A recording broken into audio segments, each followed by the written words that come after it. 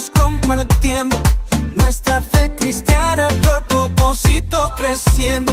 Negocios y liderazgo, siempre ayudando a los demás a encontrar su llamado. Café con los Carlos, lo mejor del sabor. Caminando juntos hacia nuestro creador. Fe y propósito en cada episodio. Café con los Carlos, el podcast más glorioso. Oiga, mi hermano. ¿Cómo estamos, Carlos? Bien, pero el tiempo va pasando. Ya estamos. O sea, la semana pasada era julio, pasado de julio, ya estamos en la segunda semana de julio. Queda menos tiempo de este año del que ya pasó. Wow. Yo creo que estamos haciendo unos programitas sobre matemáticas. Sí. El programa anterior era la regla doble, así que ahora es la regla triple. 2 más 2 son 4, 4 y 2 son 6, 6 y 2 son 8 y 8, 16. Imagínate, yo me acordé de eso de cuando estaba en kindergarten, hace de tiempo. Eso fue ayer. La regla doble nos enseñó la semana pasada que uno, antes de comprar algo, dimos un ejemplo de comprar un celular, comprar una moto, pero usted puede poner lo que usted quiera ahí. Uno debería saber si uno puede comprarlo a ese producto, no al precio que lo están vendiendo, sino al doble de ese precio y aún así tener un margen lo suficientemente saludable para comprarlo sin endeudarnos y sin sacar crédito. Si usted necesita endeudarse y necesita sacar crédito, más bien debería considerar no comprar. Pero la regla triple que vamos a estar hablando hoy es todo lo contrario. Antes había que multiplicar. En la regla triple hay que dividir. Así que en la regla doble había que multiplicar. Si esto costara el doble, multiplicábamos por 2. Ahora la regla triple nos dice que deberíamos tener cuánto es nuestro ingreso total. Si estás casado, tu salario y el de tu esposa. Y eso es otro tema para otro día, ¿no? Pero el hecho de tener una sola finanza entre los dos. Eso es otro tema largo. Nos va a tomar una serie. Y nos va a crear algunos enemigos. Pero si estás casado, ¿cuánto te entra a ti? ¿Cuánto le entra a tu esposa? ¿Cuánto tienen en un presupuesto familiar unificado? Y la regla dice lo siguiente. Del total, si tienes 2 trabajos tú y un trabajo ella, del total de los 3 salarios. Si tienen 1 y 1, del total de los 2 salarios. Si los dos tienen 2 y 2 trabajos, del total de los 4 salarios. Tienes el total, lo divides a esa cantidad en 3. Ok. Y entonces ese número que te va a dar es un número mágico. Porque ese número debería ser el máximo que tú deberías estar gastando en gastos de vivienda. Ok, espérate. Vamos a darle matemática a eso. Así que, si digamos por un número, vamos a coger un número básico, $3,000. Si eso es lo que está entrando de entre los 2 trabajos, tú dices que lo más que se debería gastar en vivienda es dividir ese 3,000 entre 3. Así que estamos hablando que serían $1,000. Ok. Así que entonces, si se gana 3,000, no se puede vivir en una casa de 6,000. Ahí está el secreto. No se puede ni en una de 6,000, ni en una de 5,000, ni en una de 4,000, ni en una de 3,000. Porque en esos 3,000 tú tienes que calcular no solamente la casa, tienes que sumar todo lo demás. Ninguno de nosotros vive del aire. Todavía el aire es gratis hasta que nos van a poner un medidor dentro de poco a ver cuánto aire estamos consumiendo. Pero la verdad es que yo todavía como Ujú. Yo todavía tengo gastos médicos. Yo todavía pago seguro de mi automóvil. Hay algunos que no lo pagan. Todavía no colgué un cablecito para tener electricidad gratis, robando la electricidad para que la pague mi vecino, ¿no? Hay un montón de otros gastos. Así que los 3.000, si eso es la cantidad entre los dos salarios, los 3.000 es para pagar todo, no solamente vivienda. Así que la regla triple dice, no deberías gastar más de la tercera parte de tu ingreso en vivienda si es que quieres tener dinero suficiente para todos los otros gastos. Hermano, eso va a estar interesante porque tú y yo sabemos que muchas veces, pues llega que tienes que pagar la casa y como dijiste, no has comprado la comida o el carro o el cable o el Netflix o todas estas otras cosas. Y de ahí es donde viene lo que hablábamos en los otros programas, de que, pues no se lo pongo en la tarjeta. Pero es que no lo puedes poner en la tarjeta porque si no te está entrando, no puedes pagar la tarjeta. Entonces, hermano, sabemos que hay mucha gente que en estos momentos, pues, tiene una fluctuación de ingresos, unas cosas, pero la vivienda es algo que trae como una seguridad para algunas personas. Así que entonces, de momento, como que tratan de como que de invertir más o de pagar más porque piensan que eso les va a traer una seguridad, cuando la seguridad debería estar en Cristo.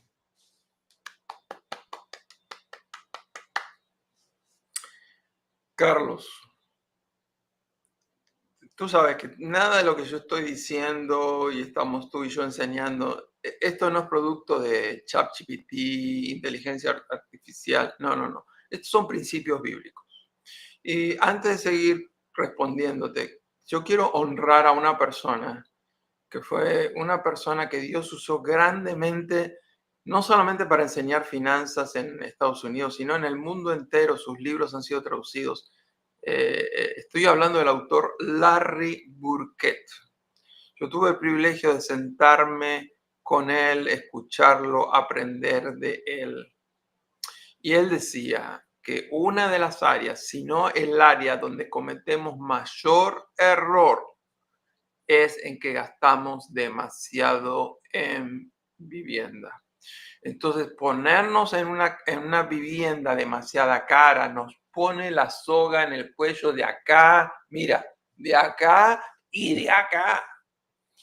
Entonces, tú sabes que yo en lo que hago de consejería y coaching financiero, me encuentro que casi todo el tiempo en vivienda, entre los dos salarios del hombre y la mujer, generalmente están gastando más del 40%. Y el problema es que si gastamos más del 40%, no nos queda margen para todos los otros gastos que tenemos. Entonces, ¿de qué te sirve estar?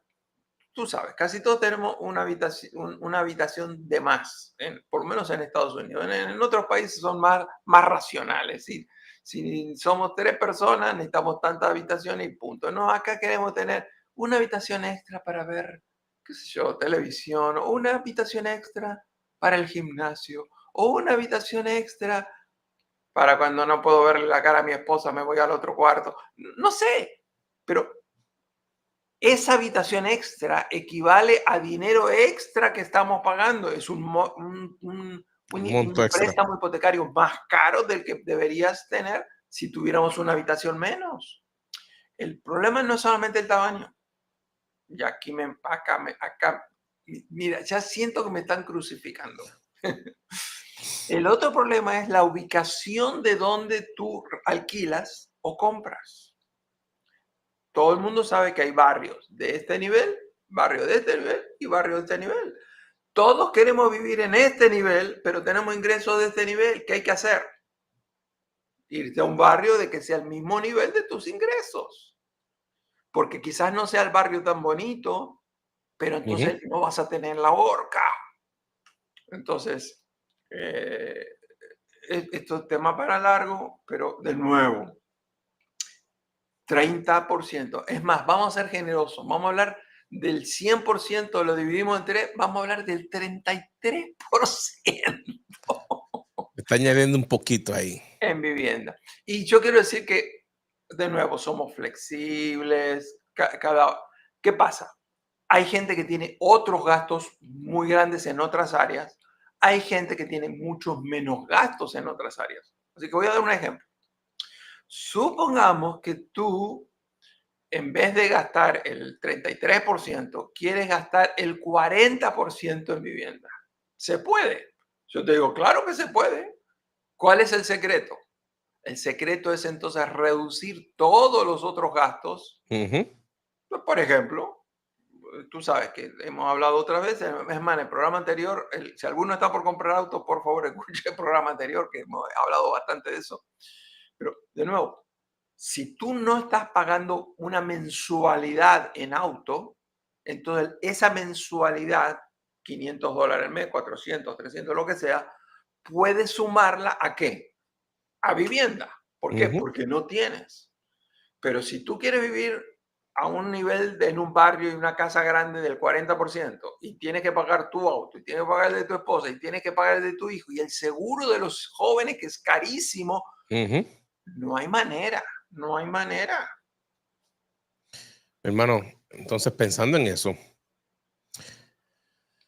mientras entonces estamos decidiendo cómo vamos a hacer las cosas, como familia, entonces hay que unirse para aplicar estos principios que hemos estado hablando por estas últimas 3, 4 semanas. No es pues solamente los padres lo tienen que aplicar o solamente los hijos tienen que aplicar, sino que en este caso todo el que está bajo ese mismo techo tienen que unirse para poder llevar la carga y poder apoyarse. Por ejemplo, el joven que está comenzando a trabajar tiene que aprender el principio, porque aunque no esté llevando la carga ahora, en un futuro cuando se case, él va a aprender de lo que se hizo. Tal cual. El tema, mira, ya tener el mismo sistema de valores financiero entre el esposo y la esposa, eso ya es un dolor de cabeza y medio. Por eso es que es tan importante establecerlo cuando, antes de casarse. El problema es que uno antes de casarse está hablando de la película que fuimos a ver. O sea, somos muy románticos, pero la vida no consiste de película en película. Entonces, hay una serie de temas que uno debería trabajar y el tema financiero es clave antes de casarse. Yo le hago la pregunta a la gente, ¿cuáles son las 2 principales causas de divorcio en los Estados Unidos?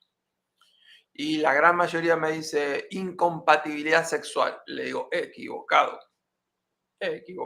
La causa número 1 es no ponerse de acuerdo en el tema de finanzas. Y quiero decirte, amigo mío, si estás escuchando Café con los Carlos hoy, queremos que sepas, si tú no estás de acuerdo en cómo se están manejando las finanzas con tu esposa y tu esposa no está de acuerdo en cómo se está manejando la finanza con tu marido, ustedes están corriendo riesgos de divorcio porque el tema financiero es la causa número 1 de divorcio. Habiendo dicho eso, si ya nos cuesta ponernos de acuerdo con el cónyuge, ni que hablar ponernos de acuerdo con nuestros hijos y enseñarle a nuestros hijos. ¿Por qué? Y acá voy a hablar crudo y me incluyo. ¿Ok? No estoy diciendo tú eres el problema, no, yo me incluyo. ¿Por qué? Porque como padres malcriamos a nuestros hijos financieramente. Los malcriamos bien en grande. Carlos, te voy a decir algo, me lo repites y me lo haces como una pregunta para mí, ¿ok? Lo que tú me tienes que preguntar es, ¿con quién te gusta ir de vacaciones? Querido amigo, ¿con quién te gustaría ir de vacaciones? Mira, a mí me gusta pasar las vacaciones en familia, así que quiero invitar a mi esposa, quiero invitar a mis hijos. Así que gracias por preguntarles. El problema nuestro es que para ir a comer afuera los queremos involucrar, porque queremos crear memorias de que estuvimos en Ujú. ese restaurante. ¿Con quién? Con nuestra esposa y nuestros hijos. ¿Queremos ir de vacaciones? Por supuesto, con nuestra esposa y con nuestros hijos. Y todos queremos, ahora, a la hora de pagar, todo el mundo se borra. A la hora de pagar, que papá pague. No, no, Sí. no, no, no, no, no, no. Es más, a veces nosotros somos tan estúpidos y tan tontos que nosotros decimos, no, no, no, yo sé que tú quisieras ayudarme a pagar. No, no te preocupes. Claro, entonces, ¿qué pasa? Como tú no le estás pidiendo ese dinero, ahora le sobra ese dinero y después lo malgastan en otra cosa. Hay cosas que deberíamos compartir, responsabilidades financieras entre todos, con una cláusula.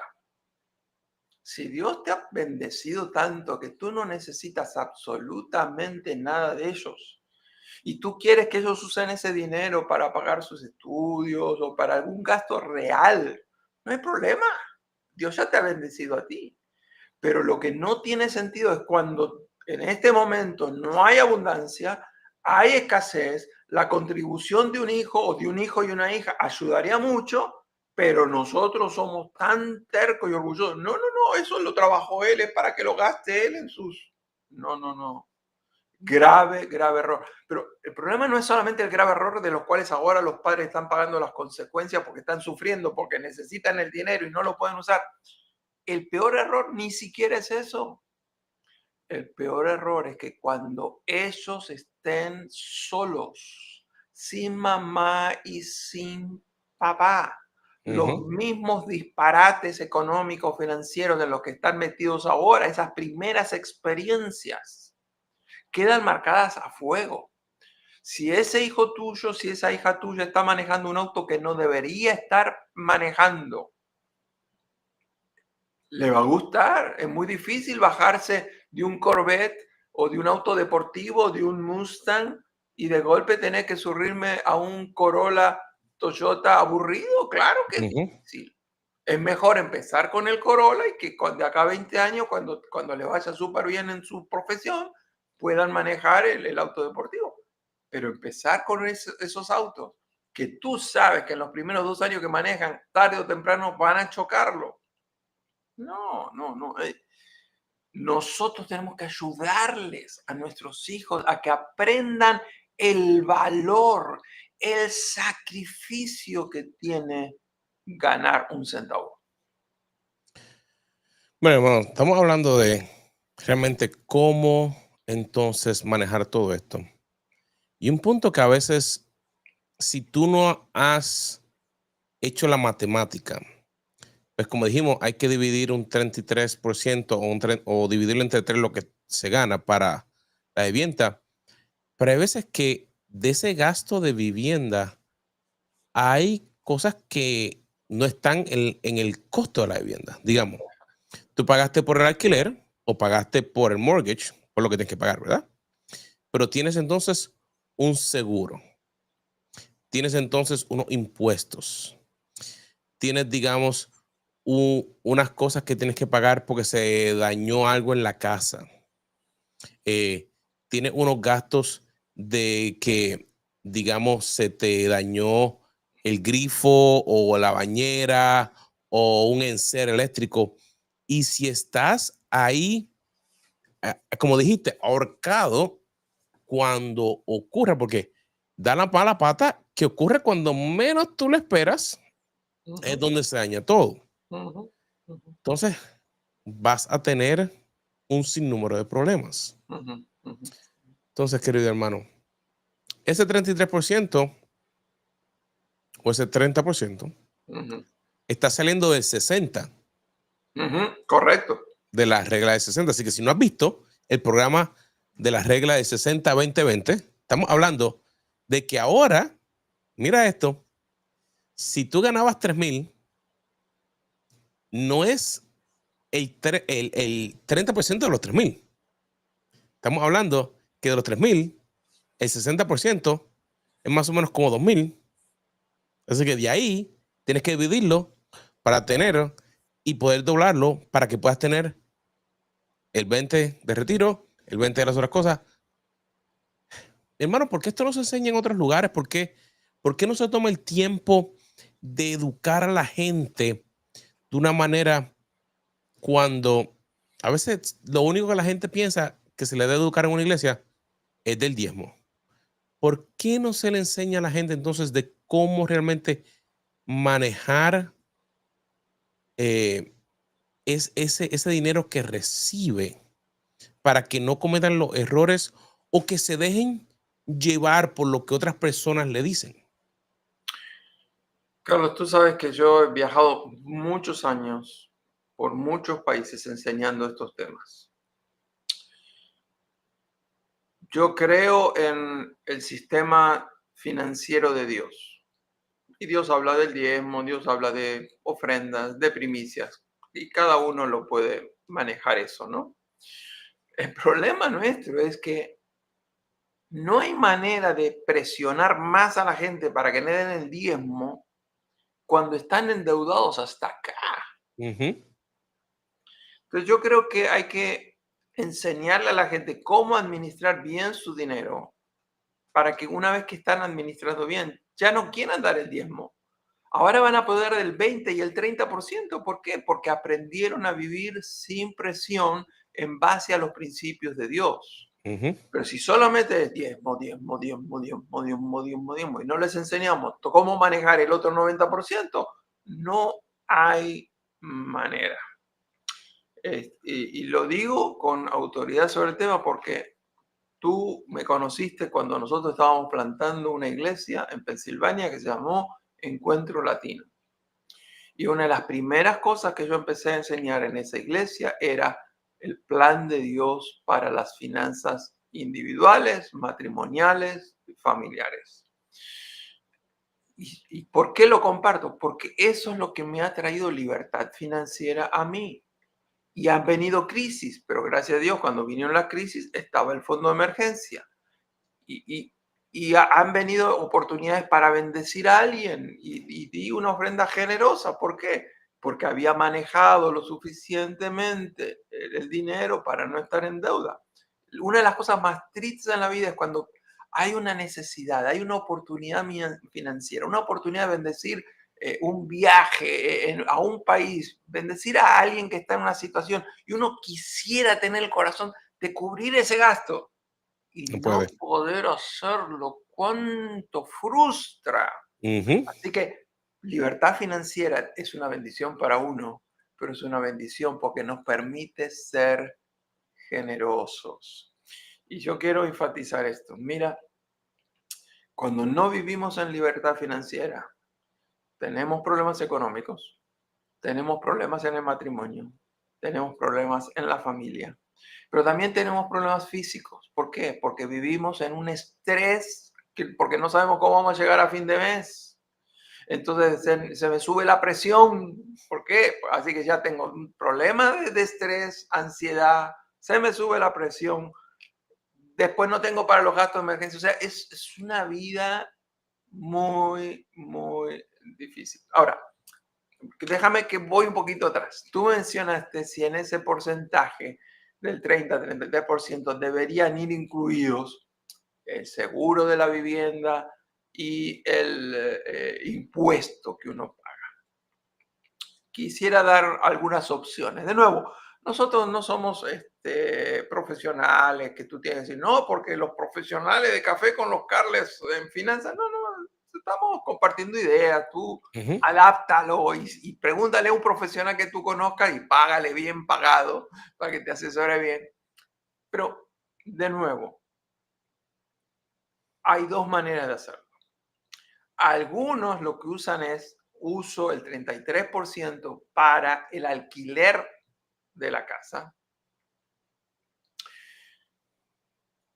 Pero ¿qué pasa? Cuando tú tienes un alquiler, tú no tienes otros gastos. Por ejemplo, al pagar el alquiler, tú no estás pagando el impuesto de la propiedad, Ujú. que como tú sabes, en la Florida es, saladito, es Sí. caro. En cuanto al alquiler y la compra de una casa, también hay una diferencia en cuanto a seguros. Por ejemplo, hay gente que dice, yo estoy alquilando, pero voy a tener un seguro porque si hay un incendio pierdo lo que tengo o si hay un problema, etcétera. Pero mucha gente alquila y no tiene seguro. Seguro. El problema es que si tú eres el dueño de la casa y tú no tienes seguro, tú tienes varios problemas. Primero, tú necesitas seguro porque si no la compañía que te da el préstamo te va a exigir que tengas un seguro. ¿Por qué?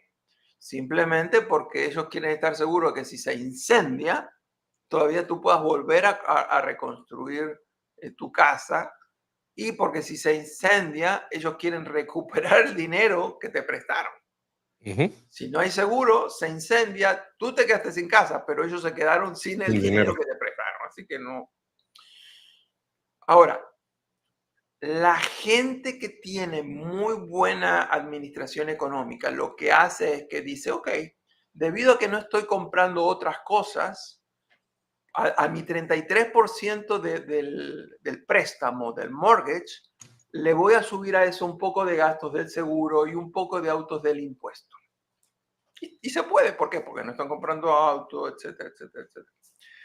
Hay otra gente que dice, no, no, no, yo tampoco estoy pagando en auto y todo eso, pero yo quiero más libertad económica. ¿Por qué? Porque para mí un auto nuevo no es importante, pero sí unas buenas vacaciones anuales. Sí. Yo quiero ir a Israel, yo quiero ir a Europa, yo quiero ir a visitar el pueblito ahí en España de mi tatarabuelo. Así que la prioridad para ellos es el viaje. ¿Ok? Entonces, hay gente que dice el 33% es para vivienda, pero en eso incluyen el préstamo, el seguro y el impuesto. ¡Wow! Eso es lo súper, súper, súper, súper ideal, porque entonces tienes mucho más margen para las otras cosas que son tan significativas para ti, como los viajes, como una buena vacación. Quizás estás estudiando y tienes gastos estudiantiles y esos son gastos caros y tú dices, no, no, yo quiero pagar eso. O sea, hay tantas vertientes, opciones, pero lo importante es, no te excedas, porque lo que tú aumentes en vivienda, lo reduces en todos los demás gastos. Hermano, meditando en en los últimos 4 programas, realmente ese versículo de Lucas es sumamente importante. Esa idea de pensar de que estamos construyendo esa torre, estamos construyendo nuestra familia, estamos construyendo la casa, lo que sea, pero no podemos tirarnos a lo loco sin pensar. Por eso es que Jesús nos dejó ese ejemplo y realmente el meditarlo, mira, si no lo tienes, como mencionaste, es mejor comenzar más pequeño para entonces poder ir ahorrando, para entonces poder luego hacer el cambio. Porque, querido amigo, querido hermano que estás escuchando, los problemas llegan en cualquier momento. Las situaciones llegan en cualquier momento. Y eso, como definía Carlos, te aprieta tanto y llegan otros problemas. Entonces, para eliminar o evitar de que hayan esas otras situaciones, vengamos ante la presencia de Dios y decir, Señor, me gustaría esa casa, porque tenemos familia, ok. Ayúdame a cómo poder hacer el presupuesto, busca ayuda y entonces comienza a cortar para que entonces puedas darte cuenta, ok, estamos demasiado. Porque ese es el otro punto. Si hoy en día estás gastando un 50% en la casa, ok, tienes que buscar la forma de cómo reducir. Si es que entonces pues, hay más gente en la casa, hay que buscar más trabajo o tienes que hacer algo, cambiar de lugar para que no tengas tanto problema. Pero la idea es siempre venir ante él, porque él te va a dar la solución al problema. Querido amigo, si estás considerando que hay valor en este programa, recomiéndalo a tus conocidos, compártelo en tus redes sociales para que más personas puedan beneficiarse con estas reglas del dinero. Bueno, mi gente, nuevamente ha sido un placer verlo a todos ustedes y los esperamos la próxima semana aquí en Café Con los Carlos. En la mesa de al lado, risas resonando, con historias de vida, nuestros sueños